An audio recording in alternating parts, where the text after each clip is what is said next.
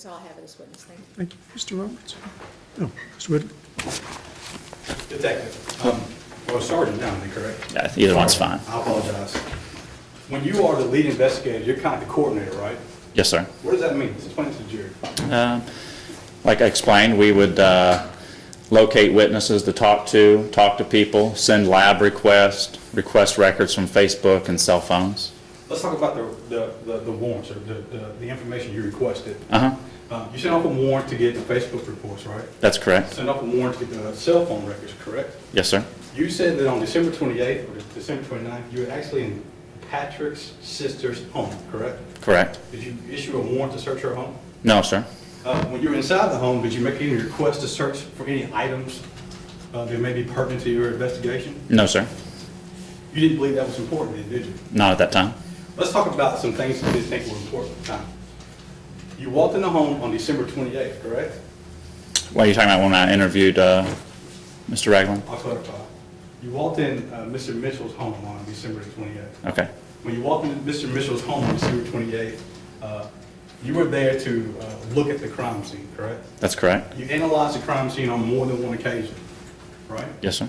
And based on your training and experience, you were locating items that may be pertinent for your investigation, correct? Yes, sir.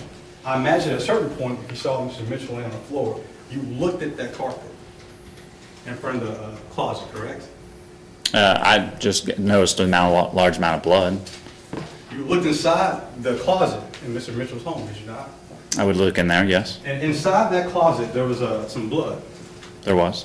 Not just a little bit, a lot of blood, right? Yes, sir. At what point did you take off a piece of the wall to get that analyzed for DNA? I don't know if Forensic Services took any of that wall. And I asked in the beginning, you're kind of the general, you point to people to do certain things, correct? Mm-hmm. You never asked them to do that, did you? To take the blood in the In the bathroom? closet? No, sir. In the closet. At what point you looked at the condition of the body, I'm assuming correct, Yes, sir. and you saw that there was a blanket in the closet. Yes, sir. You talked about some items you sent off. Was that blanket one of the items you sent off to be examined by DNA? No, sir. So you didn't want to, or you didn't think it was important to get any DNA samples from that blanket? No, sir. Mr. Mitchell, when he was found unresponsive, he had on clothing, correct, officer? Yes, sir. He had on a shirt, jeans, probably underwear, socks, and shoes, correct? He was wearing some items, yes. I want you to look at your notes, and I want you to tell me which of those items did you send off to get tested for DNA? We didn't send the clothes that he was wearing. You didn't think that was important either, did you? No, sir. All right. Now, you saw that there was a strap that was around Mr. Mitchell's neck, correct? Correct. How long was that strap? I believe it was off a gym bag, so 3 feet, 2.5 feet. And that strap was around his body. I guess it was laying kind of on his back a little bit. We have photos of it. It was around his neck. Okay. When you had your forensic people taking photographs of that closet, did you have them take aerial shots of the closet, like looking down on the closet? We took photos of the entire closet area. All right. When you took photos of the entire closet area, will you tell the jury at what point did you find shoe prints or footprints on that floor inside the closet? I would have to look at the photos to see what all the photos showed in the closet.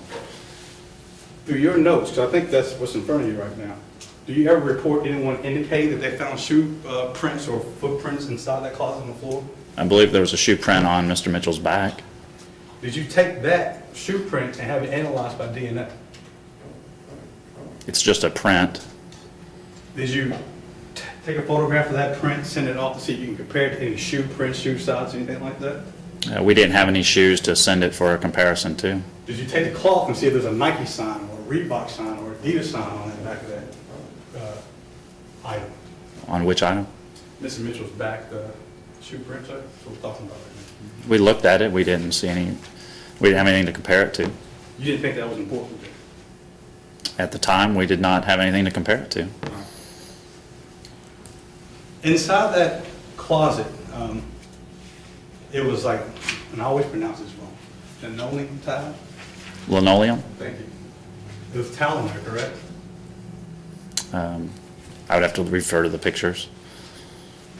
Did you at any point in your investigation send any scrapings or anything from that closet up on the floor of the closet to get it analyzed by DNA? There was so much blood in that closet that we couldn't just pick and choose the blood to I send. guess that's my point. When you look at this jury today, you can't tell them that that's not Patrick Ragland's blood on the wall, can you? There was that much blood in there that we didn't collect. I'm going to focus on my question again. You can't tell them that's not Patrick Ragland's blood on the wall, can you? We did not submit any blood from the closet to the lab. Is that a yes or no, sir? Is that a yes or no? You can't tell the jury that that's not Mr. Ragland's blood on the wall. Nope. You can't tell the jury that's not Patrick Ragland's blood on the blanket. No, sir. You can't tell the jury it's not Patrick Ragland's blood on the floor. No, sir. You can't tell them that because you didn't think it was important. That's correct. All right. Let's talk about the actual scene of the crime. On that day, December 28th, the scene was a little snow and stuff outside, correct, sir? Yes, sir. And when you go inside the apartment, you immediately notice that there's carpet, almost like this courtroom, there's carpet in there, right? That's correct. Not just any kind of carpet, but the carpet's color is like green. Correct, sir? There's carpet in there. As a general in this investigation, did you ever ask your men to cover up their feet to make sure that we're not walking on or tampering with any evidence in there? I'm not sure of the procedures that they used. You're not sure if there were people inside there covering up their shoes to make sure they were not having any water or any snow and stuff on the carpet? This was I don't know what they did. They would have used every means possible to preserve this scene and acquire the evidence that we needed. I'll make it simple. Did you do it, sir? No, sir. All right. During one of the interviews with Mr. Ragland, he told you that he threw some clothes inside a dumpster, in a dumpster inside the apartment complex, right, sir? That's correct. Now, as an officer, and you're investigating what seems to be an unresponsive person when you first get there December 28th, do you have any of your men do a perimeter search around the apartment complex to see if they can find any, I say fruits, that's a legal word, any evidence of what led to that person's death? This was an inside scene. We would look around everywhere we could find anything. I guess a part of your investigation, you didn't think it was important to go look at dumpsters to see if there's anything out there? I'm sure someone would have looked in there. There's multiple dumpsters in that area. Can you look at the reports and let me know which officer went out there to look at the dumpsters? I can't recall at this time. Can't recall because they didn't do it.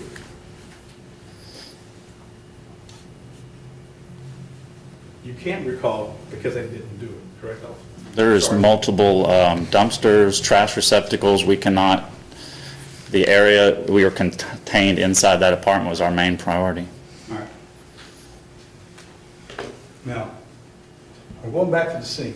This closet had a substantial amount of blood inside that closet. Yes, sir. Step 10, we're taking on inside that closet. There's a strap that's around Mr. Mitchell's neck. Outside that closet, when I stepped outside that closet, did you take off any samples to see if there's any blood or shoe prints or anything outside that closet? No, so there was so much blood in that apartment, in that closet, that we couldn't take all of it. Let's clarify that. There was so much blood inside the closet, correct, sir? Yes, sir. But actually in the bedroom, you all didn't take in the bedroom any samples from blood samples or shoe prints, bloody shoe prints, anything like that, did you? We did swab some blood that we located in the living room. I'm going to go back to my question. In the bedroom, you did not collect any shoe print blood samples, did you? No, sir. You did not collect any blood inside that bedroom, did you? We collected blood from the items inside the bedroom. Yeah. That was a frying pan, correct, sir? Skillet, yes. When you walk inside the actual living room, were there any like footprints with blood or smeared blood outside the one that you found right there in the kitchen? We swabbed the one that we thought was maybe suspected blood there. That's enough. You didn't find any bloody footprints inside the living room, like going towards the door? Not that I recall. There's also like a little, because this is a small efficiency apartment, there's like a kitchen area, correct? That's correct. And it has, linoleum tile in it, correct, sir? Uh-huh. when you all were investigating and looking, did you all see any blood smeared on the floor or any bloody footprints in there? Not that I recall. So outside of that spot that was in front of the kitchen and the actual pan, there was no other blood in this whole entire apartment. Well, there was suspected blood there in the living room. Then we found a towel with suspected blood there in the kitchen and a washcloth there. Now we're back in the kitchen. There was someone who took off, I guess, the elbow joint to the faucet. Yes, sir. And I believe they took that faucet off, I guess, to see if there's any kind of blood or washing off of anything in there. We would have taken that just to see in the future with where the investigation led, if we might need to have any of that tested. When you look at your notes and tell me when you sent that off to be, what date did you send that off to be examined? That wasn't relevant to this investigation to send You off. decided that wasn't relevant, sir, right? That's correct. All right.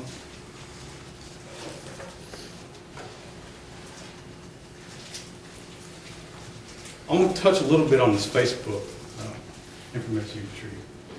You retrieved from Facebook, I apologize, a printout, correct? That's correct. And this printout talked about dates that things were logged in, logged out, information like that, correct? Mhm. You never saw actually Mr. Ragland on the other than that computer typing, did you? No, sir. 1 second.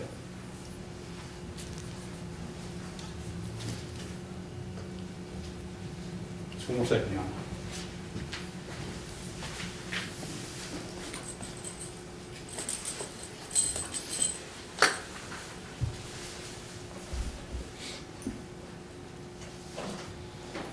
We'll go back to the phone records. I apologize. You indicated that there was a phone number that Patrick told you he will call Mr. Mitchell with, correct? That's correct. And on those records, does Mr. Mitchell eventually returns phone calls, right? Yes, sir. Kind of like phone tag. He calls, they call back. And that's essentially what your records show. We identified those 2 calls that we talked about. All right. No further questions for the witness, Your Honor. All right, thank you. Any redirect? Yes. The PVC pipe, the joint that was removed, do the police still have that? We do. Would it be, is it available to be tested? It is. Do you test only things that the Commonwealth asks you to test? No, ma'am. The other party asks that these things be tested if they're important? Yes, ma'am. You didn't ask for the comforters to be tested. Why not? We were concerned with what had injured and killed Mr. Mitchell. There was so much blood on that comforter because it's in the closet with him that there's just so much DNA on that. It was saturated with blood, right? Yes, ma'am. What about the walls? There was, once again, there was so much blood in those walls and on those, I mean, it would, DNA would, you couldn't take the entire wall out of all of that And closet. test every little Every pixel. little bit about it. Who was the only person you saw or found bleeding in that apartment that day? Kerry Mitchell. And where was he? He was in the closet. With the comforter? Yes, ma'am. With the walls? Yes, ma'am. When you went to see Patrick on the 28th of December, did he offer up his shoes for comparison? No, he did not. When you saw him on the 20th of December, did he offer up injuries that he had gotten in an alleged assault on him at that apartment on the 22nd of November or December? No, he never mentioned any of that.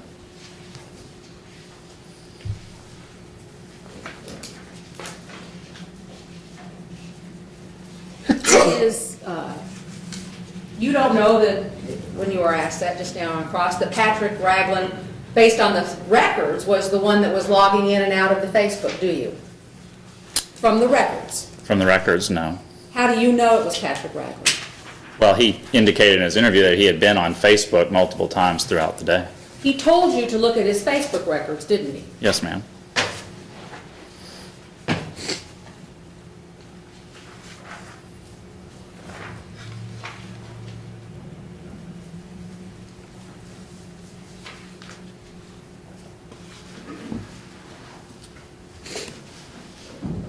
That's all I have, thank you. All right, any recross, Mr. Rick? Recalls, just quickly.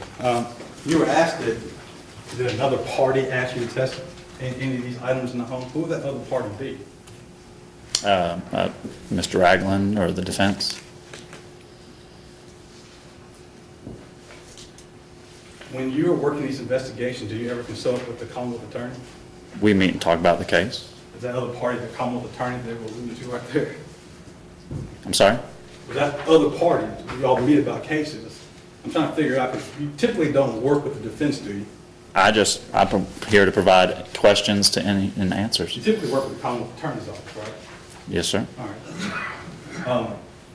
Did they request that you send off any of this stuff to be analyzed or swallowed or anything like that?